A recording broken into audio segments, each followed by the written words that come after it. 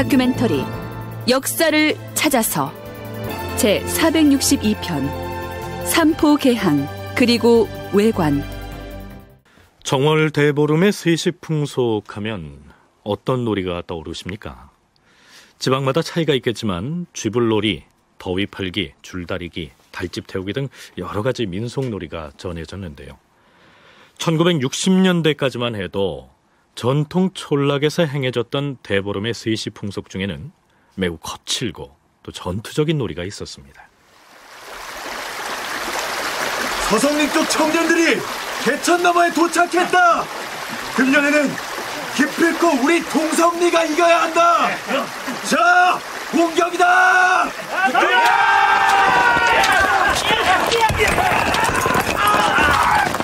물러나지 마라. 다친 사람은 뒤로 빠지고 계속 던져라.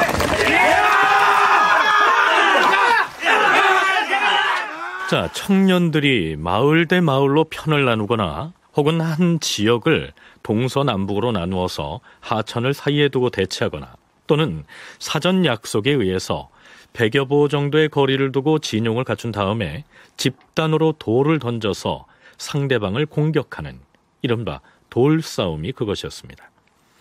이 돌싸움 풍속은 그 유래가 아주 오래됐는데요.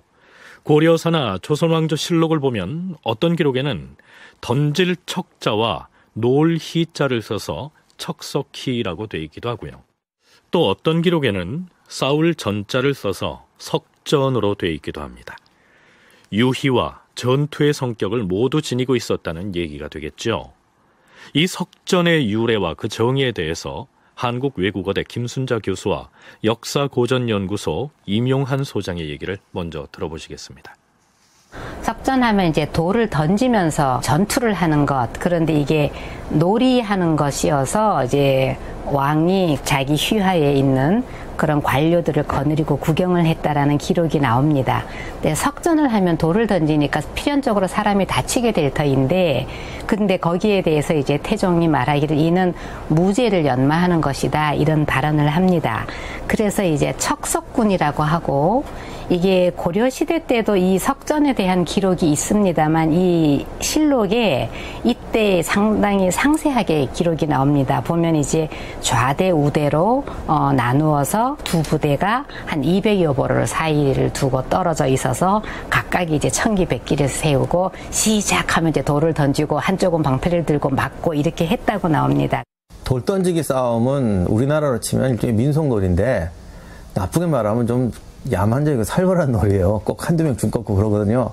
근데 이게 일제 때까지도 있었다고 해요. 평양 같은 데서 하고, 이런데 앞에 나가서 잘 던지는 사람이 이제 또 영웅이 되고 스타가 되고, 그런데 뭐 요즘 한국 야구도 잘하지만 우리나라가 원래 활 쏘고 돌 던지고 이런 거 굉장히 잘하는 나라입니다. 그리고 돌팔매가 원래 옛날에도 이게 늘 군대에 있습니다. 돌 던지는 게 꽤 중요한 역할을 하기 때문에 알렉산더 군대에도 이 척석군이 있었고, 그래서 이것이 단순히 놀이가 아니라 동네 치안이라든가 군사훈련 이런 의미를 가지고 있었어요. 고구려가 수나라나 당나라를 상대로 치열한 전투를 벌였던 상황들을 여러 차례 재현해서 보내드린 적이 있었는데요. 가령 산성을 중심에 두고 치열한 공방전이 벌어질 경우에 지금 당나라군이 성벽 아래에 당도했다! 저들이 성벽을 기어오르도록 내보내둬서는 아니 될 것이다! 적사꾼들은 돌을 던져라!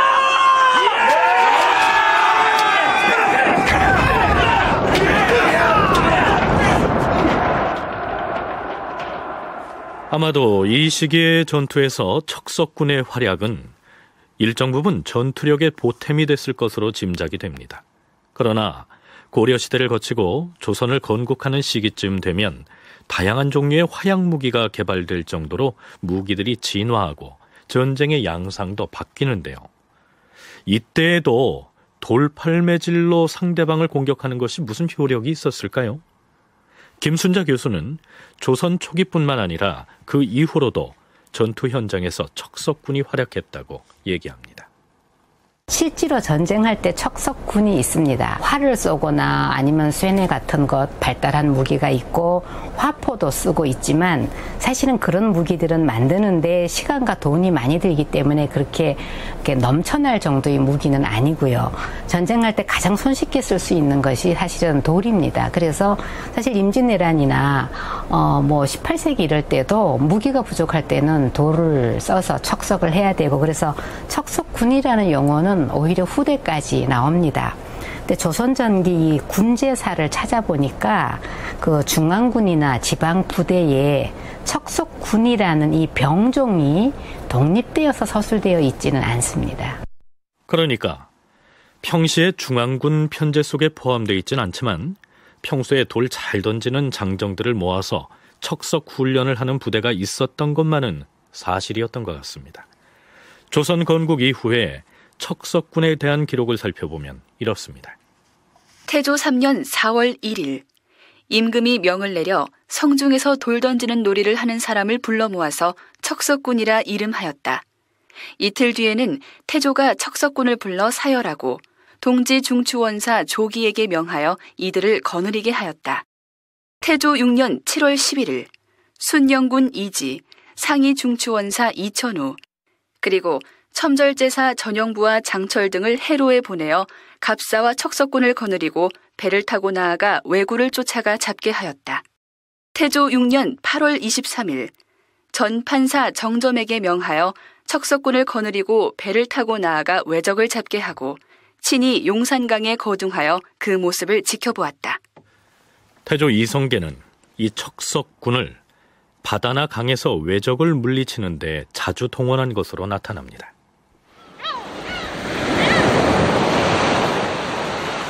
왜구의 배들이 해안으로 접안하려고 할 때 바닷가에다 미리 돌을 주워서 모아놓고 대기하고 있다가 사정거리 안에 다가왔다 싶으면 저놈들이 배를 대지 못하도록 돌을 던져라!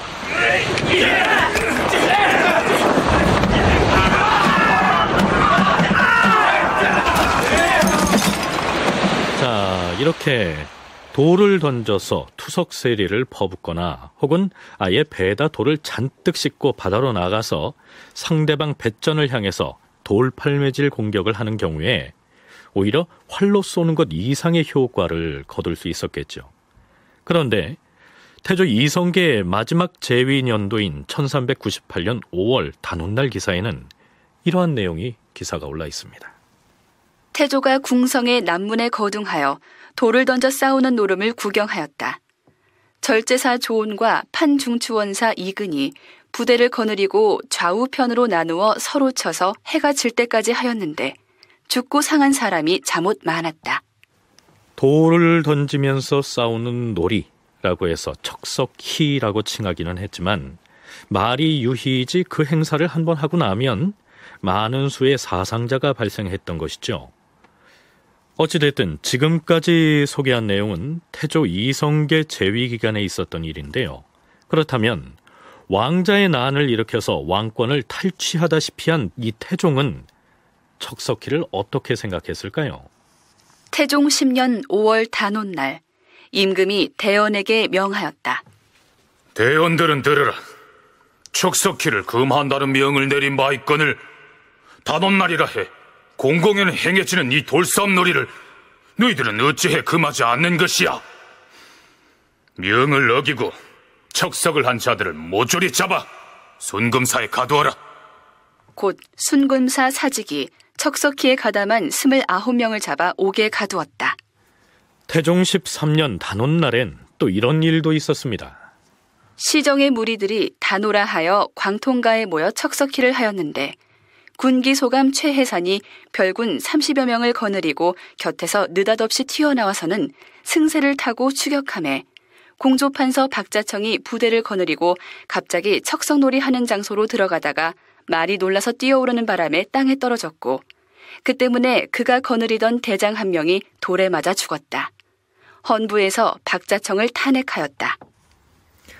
자, 여기에서 알 수 있는 것은 본래 척석희라고 불리는 이 돌싸움 놀이는 5월 단오날의 풍습이었고 이 놀이 때문에 사람이 자꾸 상하자 태종 이방원은 이를 금하도록 명을 했는데도 그럼에도 불구하고 단오날이 되면 광통가 등지에서 무관들이 군인들을 이끌고 나와서 공공연히 이 돌싸움 놀이를 했다. 이런 내용들입니다. 자, 그럼 이제부터는 다시 세종 제위기로 넘어가 보도록 하겠습니다. 서기로는 1421년에 해당하는 세종 3년에 오늘날의 단오날을 전후한 왕조실록 기록들을 보면 궁중에서 거행하는 척석희 놀이에 대해서 매우 상세하게 기술해 놓고 있습니다. 이때 상왕인 태종 이방원은 서울을 떠나서 이궁인 풍양궁에 거처하고 있었는데요. 이지를 앓고 있었습니다. 풍양궁은 지금의 남양주시 진저읍 내강리에 위치해 있었습니다. 그 시기에 지금의 종로 5륙가에 해당하는 연화방에다 태종 이방원이 거처할 신궁을 짓고 있었는데요. 이 신궁을 짓는 동안에 남양주 쪽의 이궁으로 피방을 나가 있었던 모양이죠. 5월 초 이튿날에 세종이 박은 등의 대신들과 함께 문병차 풍양궁을 찾아갑니다.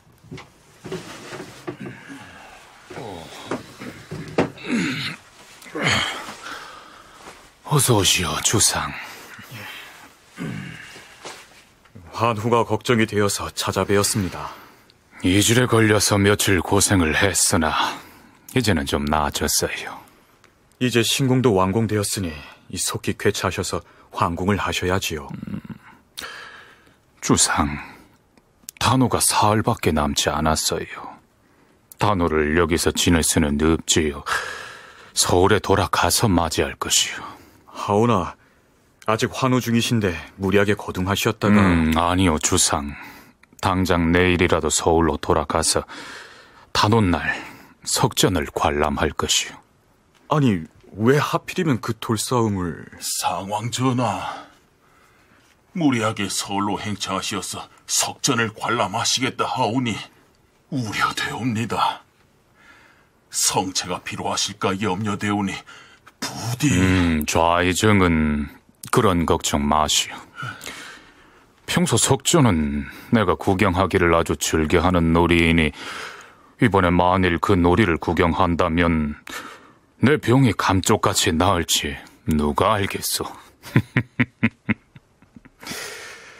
기왕 말이 나온 김에 병조 판서는 병조 참판을 서울로 보내서 석전에 참여할 군사 수백 명을 모집하고 그 군사들을 좌대와 우대로 나누어서 대기하도록 준비를 하라.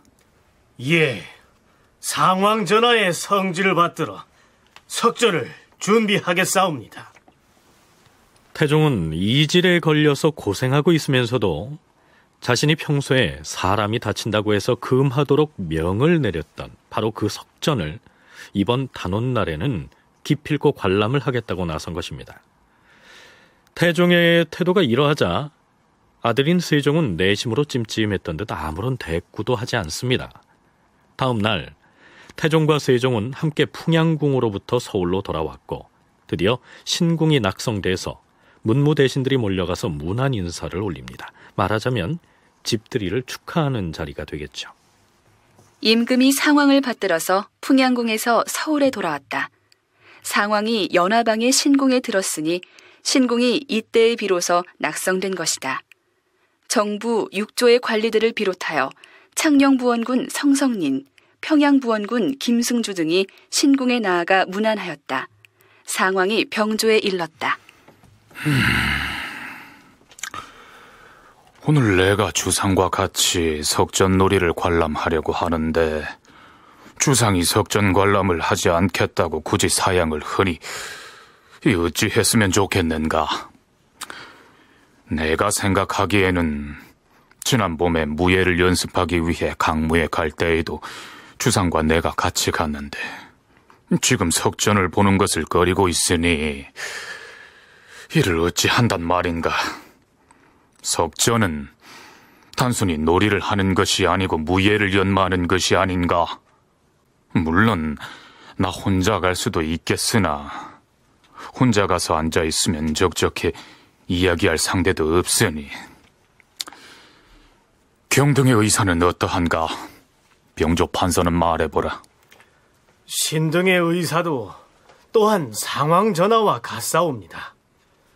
상왕 전하께서 혼자 가시고 주상 전하께서 따라가지 아니하시면 신들도 또한 마음이 편치 못할 것이옵니다.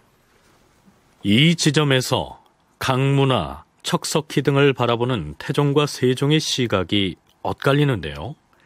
임용환 소장은 바로 이 장면에서 원칙주의자인 세종과 정치적 성향이 강한 태종의 면모를 읽을 수 있다고 분석합니다.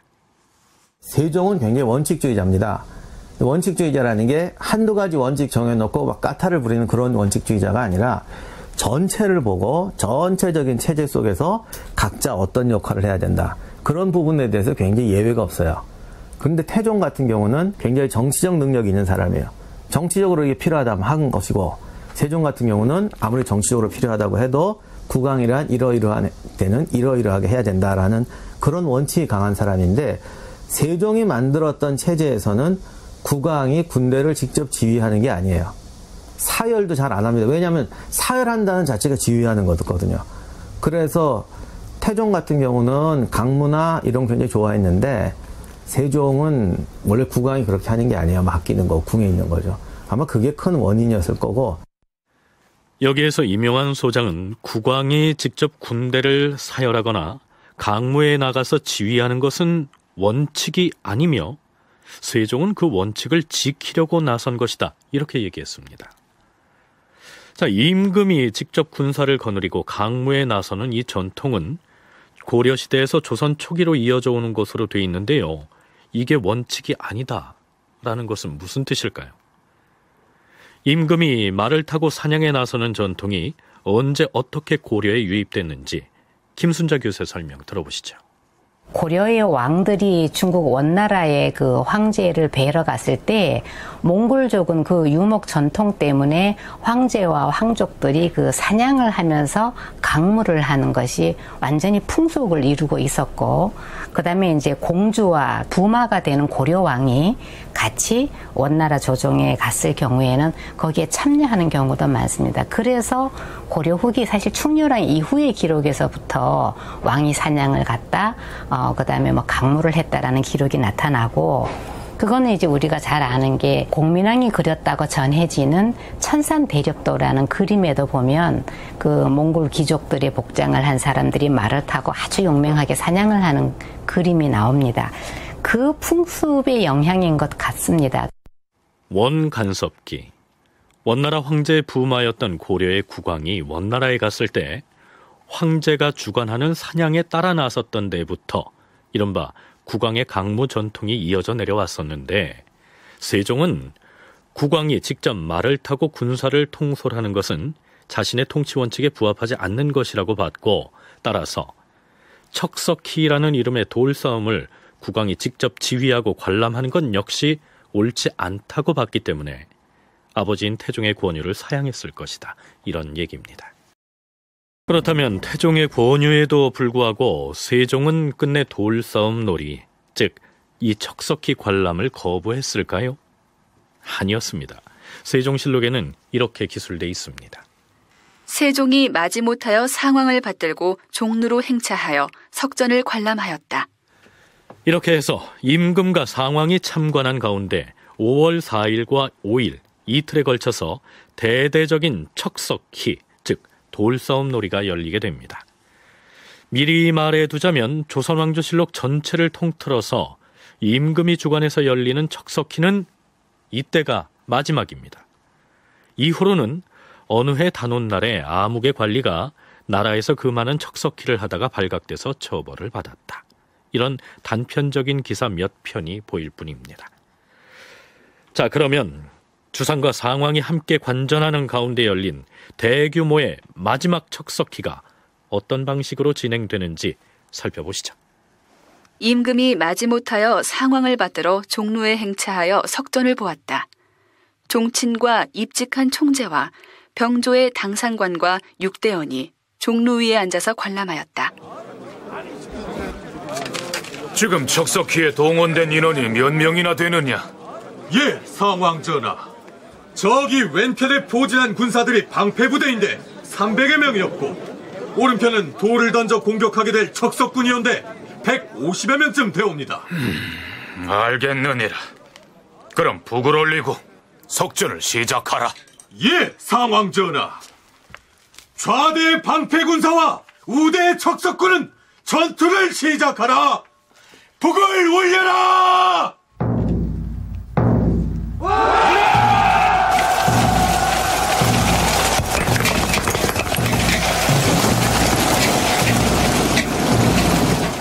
척석군은 돌을 던져서 공격했을 것이고 방패군은 방패로서 날아오는 돌들을 막아냈을 것으로 보이는데요. 저것을 보아라. 방패군들이 번번이 이기지 못하고 밀려서 달아나고 있지 않느냐. 장수들 중에 지금 나서서 방패군을 이끌고 싸울 자는 없는가? 상왕 전하, 신이 나아가서 승리해 보이겠사옵니다. 그대는 총재 하경복 장군이 아닌가? 기병들을 이끌고 가서 방패군을 구원하도록 하라. 총재 하경복뿐만 아니라 곽승우, 권희달, 박실, 이징석, 안희복 등의 장수들이 기마병들을 거느리고 방패군에 가담하여 공격하였으나 또 패하여 달아났다. 하경복은 척석군이 던지는 돌에 맞아 구레나룻을 상하였고, 박실은 여러 군사에게 공격을 당하였으나 간신히 빠져나와 위험을 피했으며, 또한 척석군이 이징석이 탔던 말을 빼앗아서 상왕에게 바쳤다.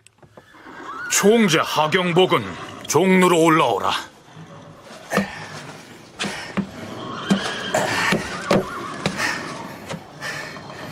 송구하옵니다, 상왕 전하. 그래, 크게 다치지는 아니했는가? 비록 싸움은 패하였사오나 크게 몸을 상하지는 않았사옵니다. 어찌해 방패군은 매양 이기지 못하고 밀리는 것이야? 상왕 전하, 저녁놀이 눈부시게 비춰오고 바람과 티끌이 얼굴에 가득히 날아와서 날아오는 돌을 보기가 심히 어렵기 때문이옵니다.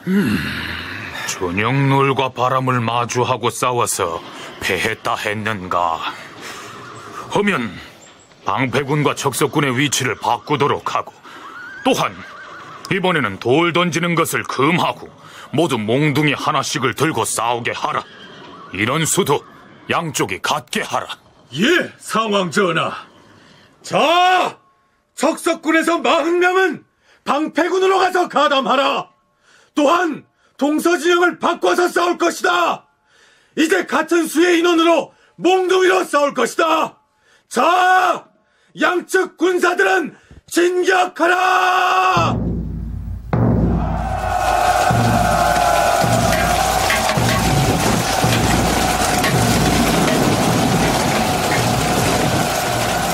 척석군 40여인을 뽑아서 방패군 편을 도와주게 하였으나 방패군 중에서 앞장서서 용맹스럽게 싸우는 자는 다만 척석군에서 지원된 그 40명뿐이었고, 방패를 든 자들은 모두 물러나 도망치다가 쓰러지곤 하였다. 싸움을 중단하라. 맞아서 넘어진 사람에게는 공격하지 말도록 하라. 죽거나 다치게 해서는 아니 될 것이야. 석전을 중단하라. 상왕은 의원을 명분해서 다친 자들을 돌보아 치료하게 하였다. 척석희는 저녁 무렵에 이르러서야 끝이 났다. 임금이 상왕을 받들어 신궁에 이르렀다가 창덕궁으로 돌아왔다. 정부와 육조에서 대궐에 나아가서 문안하니 임금이 말하였다. 오늘 부왕께서 과인에게 이르시기를 유사히 오래됐던 병을 앓아 허리 근처가 습냉하였는데 오늘 척석희를 관람하고 말을 타고 왔더니 병이 조금 나았다 하심으로 과인은 매우 기쁘도다. 자, 이것으로 척석희가 아주 끝난 것은 아니었고요. 이튿날인 단오날엔 상왕이 종루에 나가서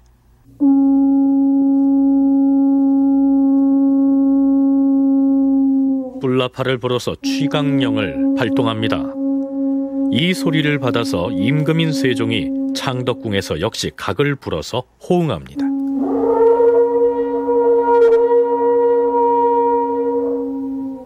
비상계엄령이 발동된 것입니다. 3군의 장수들이 군사를 이끌고 정한 위치로 출동하자 상왕은 이윽고 계엄을 해제하고 또다시 석전을 관람합니다. 이렇게 해서 이틀간에 걸친 대규모의 척석희는 단오날 해가 저물어서야 막을 내리게 됩니다. 물론 이후로도 민간에서는 이 척석희가 단오날 풍속으로 이어지긴 했지만 국가에서는 영을 내려서 금지를 하죠. 척석희뿐만이 아니고요. 임금이 말을 타고 내달리는 모습은 세종이 친정에 나선 이후로는 찾아보기 어렵게 됐죠. 세종 3년 9월 12일 과인은 영의정 부사를 진책관으로 임명하고 우의정 의원을 진보관으로 임명하였어. 이 옥책과 금보를 상왕께 올릴 것이니 낙천정으로 가서 존숭의 예를 올리도록 하시오. 예, 주상 전하. 자, 의장과 풍악을 모두 갖추었으니 주상 전하의 명을 받들어 백관들은 낙천정으로 행차를 하도록 하시오.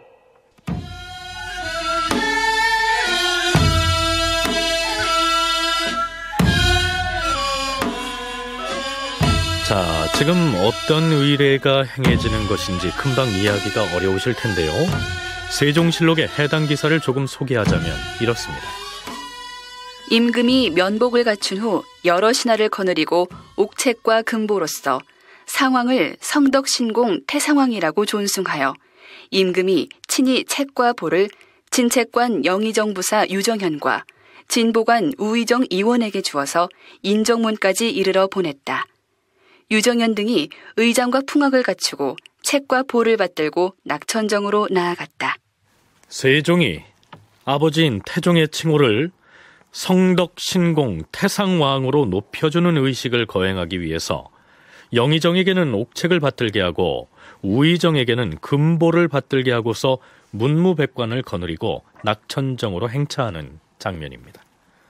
옥책은 책문이고요. 금보는 도장일 텐데요. 자, 우선 김순자 교수의 설명부터 들어보시죠. 옥책하면 옥으로 만든 책문입니다.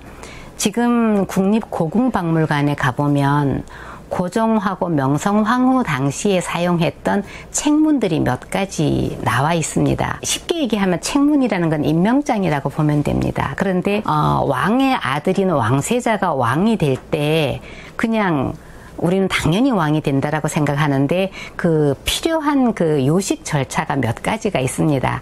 내가 새로 왕이 된다는 도장도 정식으로 받아야 되고 임명장을 받아야 됩니다.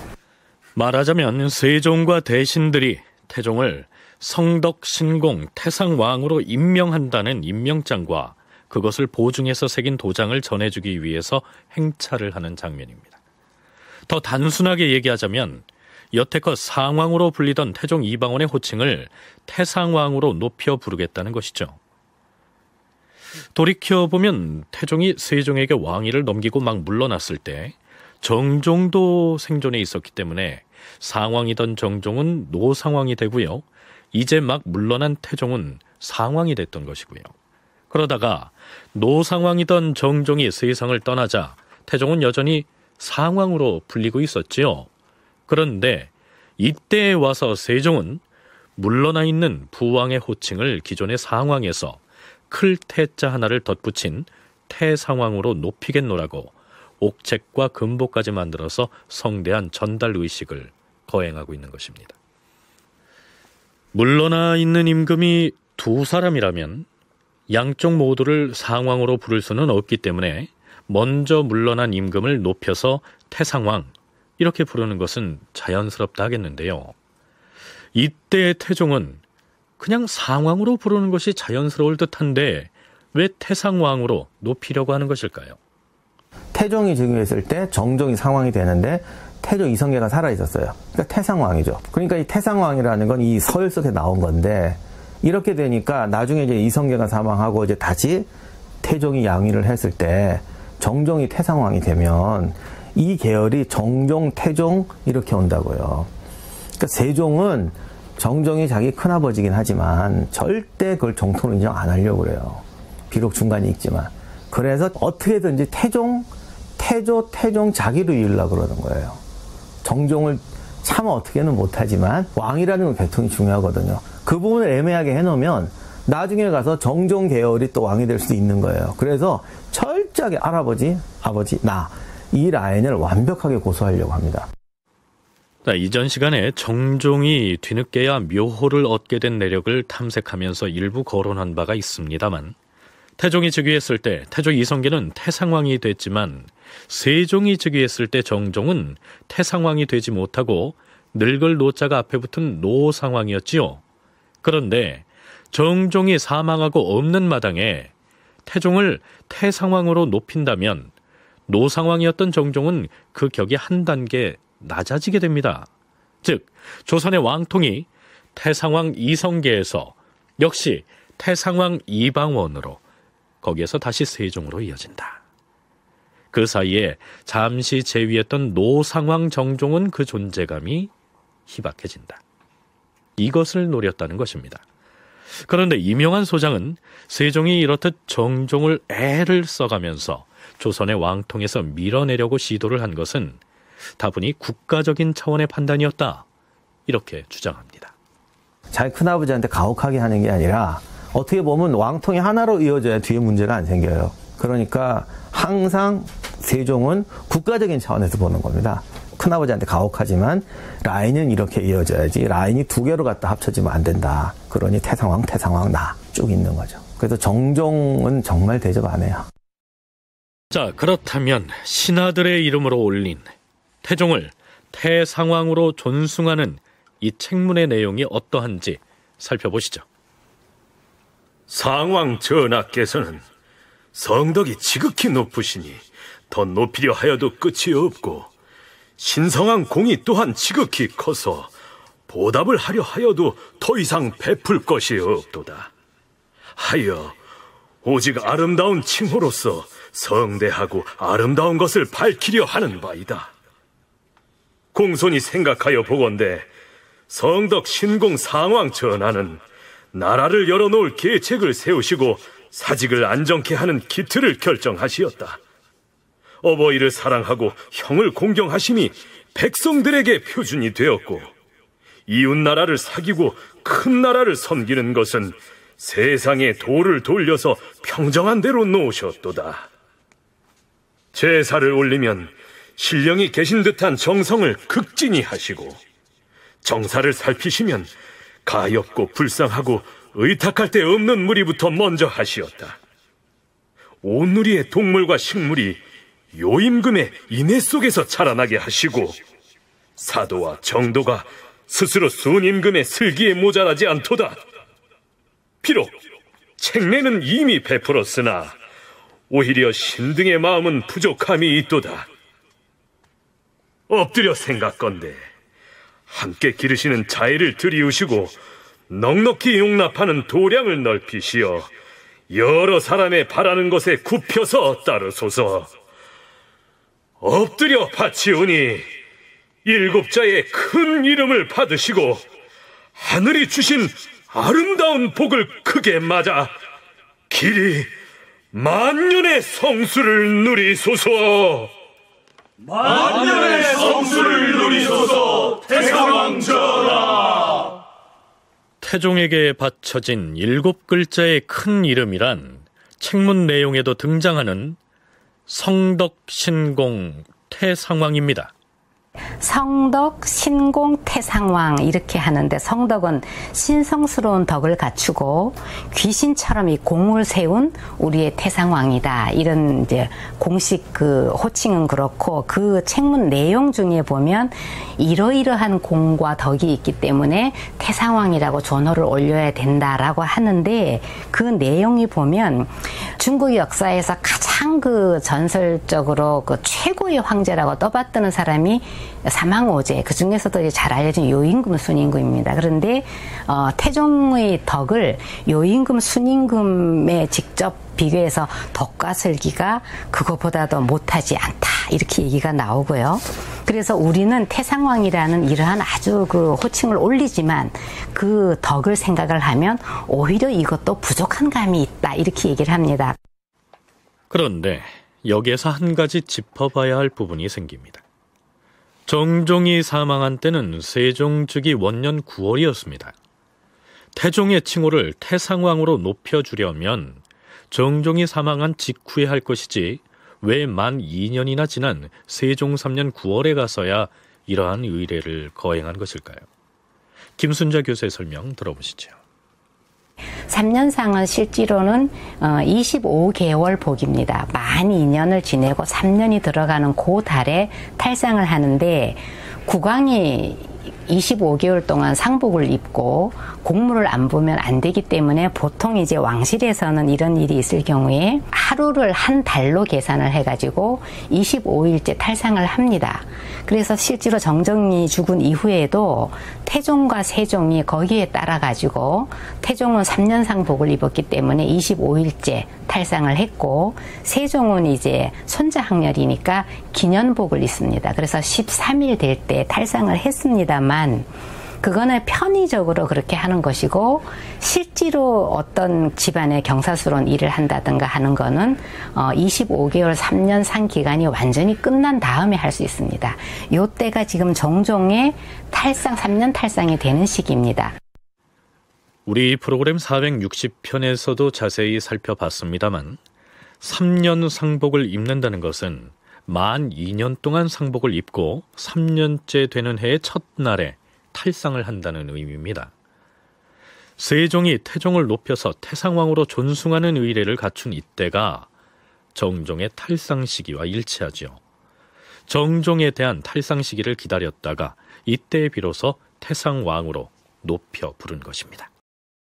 세종 2년 4월 한 장사꾼이 호조 참판 이한우를 찾아옵니다. 참판 날이 소인은 일본인들이 거주하는 외관을 드나들면서 장사를 하는 상인입니다. 억울한 일이 있어 찾아뵈었습니다. 외인들과 무역을 하면서 무슨 억울한 일이라도 당했다는 말이냐?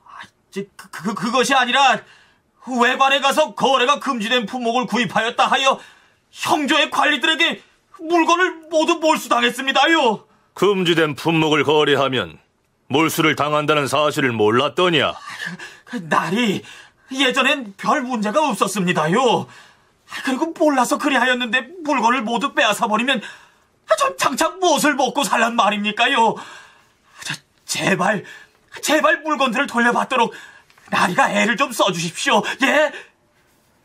외관을 출입하는 상인으로부터 이러한 하소연을 들은 이한우는 이 일을 임금에게 아뢰입니다. 주상 전하, 외관을 출입하는 상인이 금법을 어겼다는 것 때문에 구입한 물품을 모두 몰수당하였다 하옵니다. 그 백성이 어리석어서 잘 몰라 저지른 잘못이옵니다. 용서하고 물건을 돌려주는 것이 가할 것이옵니다. 어리석은 백성의 사정이 딱하기는 하나 그렇다고 하여 몰수한 물건을 도로 내어준다면 뒷사람을 경계할 수 없을 것 아니요. 세종은 호조 참판 이한우에게 분명히 안 된다 이렇게 못을 박았는데 이한우는 마치 임금이 자신의 뜻을 받아들인 것처럼 관계기관에 말해서 물건들을 모두 돌려주게 합니다. 그런데 결국 그 사실이 발각되고 말죠. 이한우를 잡아다 의금부에 가두고 삼성의 위관들과 합동신문하여 임금의 명령을 허위 조작한 죄로 차명에 처하기로 논죄하였다. 그러나 임금이 그의 목숨을 살려서 경상도 영해군에 귀양 보냈다. 그러나 이후로도 외관에 관련된 일들이 끊임없이 생겨납니다. 그렇다면 대체 이 외관은 언제 무슨 목적으로 설치됐으며 어떻게 관리됐는지 이 연원을 탐색해보기로 하겠습니다. 우선 민족문화 대백과 사전에서는 이 외관을 이렇게 정의하고 있습니다. 외관은 조선시대에 일본인들이 조선에서 통상을 하던 곳을 일컫는데 무역처와 숙박처 그리고 접대처의 기능을 동시에 지니고 있었다. 그런데 외관이라는 명칭이 사용된 때는 물론 조선시대였지만 고려시대에도 조선시대의 외관과 비슷한 구실을 하던 구역이 설정되어 있었을 것이라고 김순자 교수는 설명합니다. 고려 후기에도 일본하고 이 공식적으로 이렇게 사신이 왕래할 때 그 일본에서 오는 사람들을 접대하는 장소가 김해에 있었습니다. 그래서 거기에 고려 정부가 관소를 지어 가지고서는 거기 물론 고려 관리도 파견되어 있고 그래서 거기에 일본 사람들 있게 하고 고려 시대 때도 우리나라에 오는 그 일본인들 그러니까 기록에는 이제 외인이라고 나옵니다만 이 사람들이 마구잡이로 우리나라를 돌아다니게 허용은 안 하거든요. 그러면 이제 그게 결국은 외관의 전신이 되겠죠. 근데 고려시대 때는 뭐 외관 이런 용어가 아니고 다른 거 나오고 여러 나라하고 외교 관계를 할 때 각 나라에서 오는 사신들은 기본적으로 분리해가지고 이렇게 거류하게 만듭니다. 그러나 고려 말에서 조선 초기에 걸쳐서 왜구의 약탈이 극심해지자 태조와 태종은 회유책을 씁니다. 외인들이 노략질을 하지 않고 평화적으로 왕래하면서 통교할 수 있도록 허락을 한 것이죠. 그렇게 되자 외인들이 배를 몰고 와서 아무 곳에나 무질서하게 정박을 하고 혹은 장사를 구실로 조선의 아무 곳이나 휘젓고 돌아다니자 국가 안보상의 기밀 유지가 어렵게 됐고 따라서 그들을 일정한 구역에 묶어두고 통제할 필요가 있었던 것이죠. 그래서 1407년에 동래 부산포와 웅천의 내이포를 개항하면서 외선들이 그곳에만 정박하도록 허가를 했는데요. 이것이 외관의 시초가 된 것입니다. 조선시대 때는 외관을 운영을 합니다. 지금 지명에 남아있는 건 부산에 가면 그 외관이란 지명이 남아있는데 사실은 부산에 있는 외관 말고도 다른 지방에도 외관이 몇 군데 있었습니다. 외관은 외인들이 살 수 있는 집단 거류지 같은 것입니다. 그래서 국가에서 공식적으로 외인들이 조선인들하고 마구 섞여서 살거나 하면 이건 상당히 국가안보상 곤란한 문제이기 때문에 또 그 외의 풍속이 막 들어오고 하니까 국가에서는 그걸 허가해준 지역에서만 이 사람들을 살 수 있게 하는 그 장소를 외관이라고 합니다. 외관이 조선시대 때 언제부터 설치되었는지 그 기록은 알 수가 없습니다. 그런데 조선왕조실록에서 기록상 제일 먼저 나타나는 그 외관 기록은 1411년입니다. 태종 11년 기사입니다. 김순자 교수가 말한 외관이 처음으로 언급된 태종 11년 기사의 내용을 보시죠. 주상전하, 열양군 송거신의 죄를 엄히 다스리시옵소서. 송거신이 무슨 죄를 지었다는 것인가? 송거신은 나라에서 그 많은 물품인 금과 은을 사용하여 외관의 외인들과 무역을 하다가 발각되었사옵니다. 과인이 사헌부의 소총에 대해서는 잘 알겠다. 그러나 지은 죄가 경미하고 또한 송거신은 공신이니 더 이상 죄를 논하지 말라. 이러한 내용이 외관과 관련된 첫 기록으로 등장한 것으로 봐서 외관을 관리하기 위해서 여러 가지 규칙과 또 형률들을 만들어 두었던 것으로 보입니다. 무엇보다 내국인이 외관을 드나들면서 외인들과 무역을 할 때 취급해서는 안 될 물품들의 목록을 따로 정해두고 있었던 것으로 보이는데요. 앞의 사례는 금과 은을 가지고 거래를 하다가 적발된 경우이고요. 태종 14년 5월 9일 기사의 내용은 또 이렇습니다. 주상 전하, 나라서 금하고 있는 물품을 가지고 근래 외관을 드나들면서 무역을 하는 자들이 자문 많사옵니다. 판의정 남제, 부원군 유양과 정탁, 그리고 전 경력 허반석 등은 백은과 인삼 등의 물건을 가지고 사람을 시켜서 무역을 하다가 적발되었사옵니다. 이들을 엄벌에 처하시옵소서.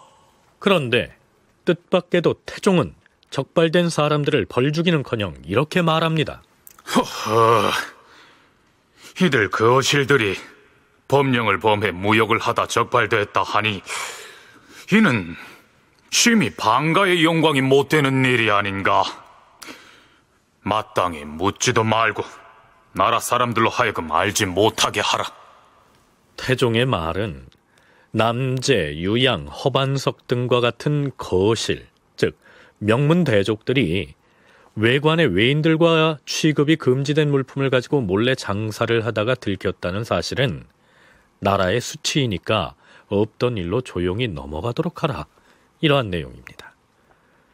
금지된 물품을 거래했다는 사실 자체가 문제가 아니라 쟁쟁한 가문의 명문 거족들이 장사를 했다는 사실이 나라 망신이다. 이런 뜻이 포함되어 있는 것이죠. 당시에 조선에서는 상업을 끝 말자를 써서 말업이라 했을 만큼 천시했던 겁니다. 조선이라는 나라는 기본적으로 상업을 권장하지는 않습니다.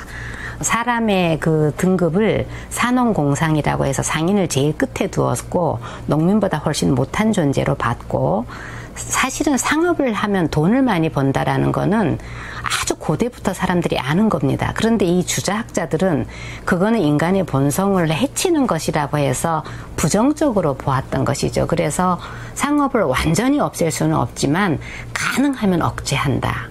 그래서 이제 말업이라고 하는 것이죠. 그런데 사실은 이익을 보면 인간은 당연히 그리로 이제 몰리게 되어 있는 것입니다. 외관에는 조선 사람들이 무역을 할 수 있는 것이 이렇게 정해져 있는데, 그거 외에도 이제 사람들이 개인적으로 뭐 혹은 집단적으로 너무 많이 드나들어서 하니까 국가 입장에서 이제 그걸 문제를 삼아서 뭐 금지해야 된다, 이런 논란이 나옵니다.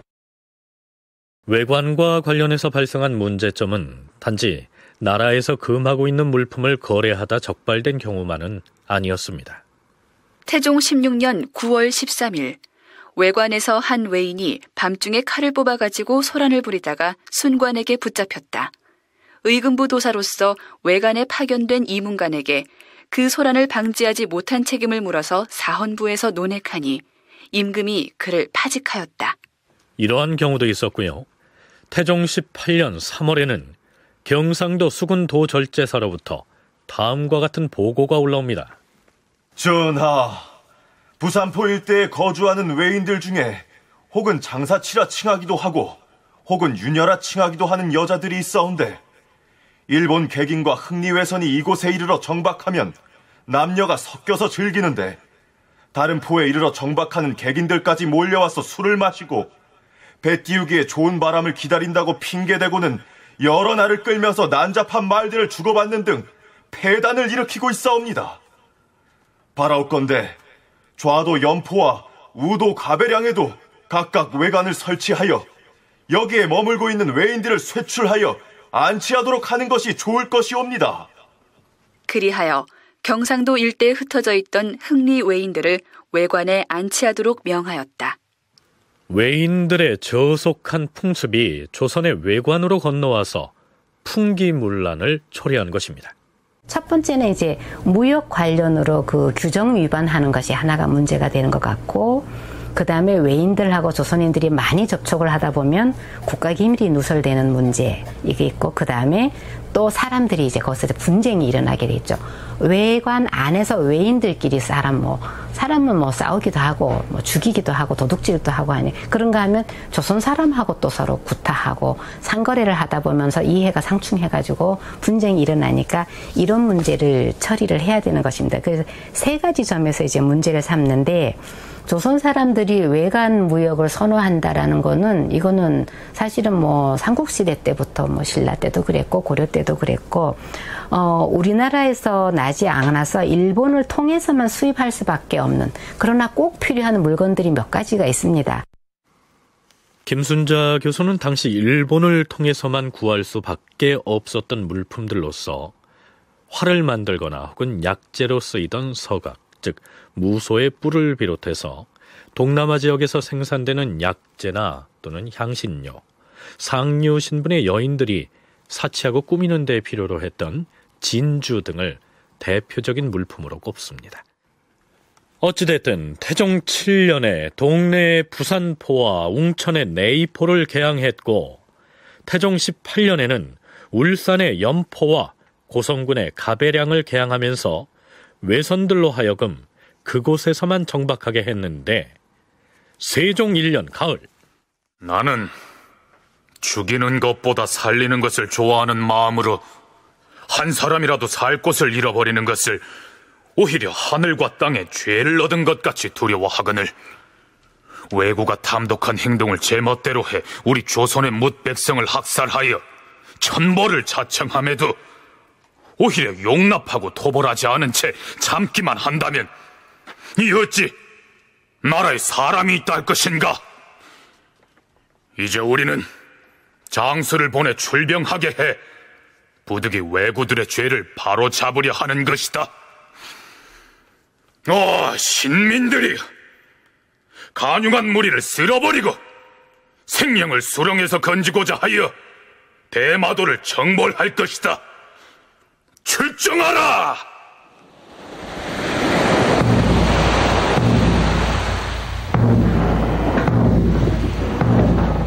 상왕인 태종이 주도해 대마도 정벌을 감행하면서 개항장이 폐쇄됩니다.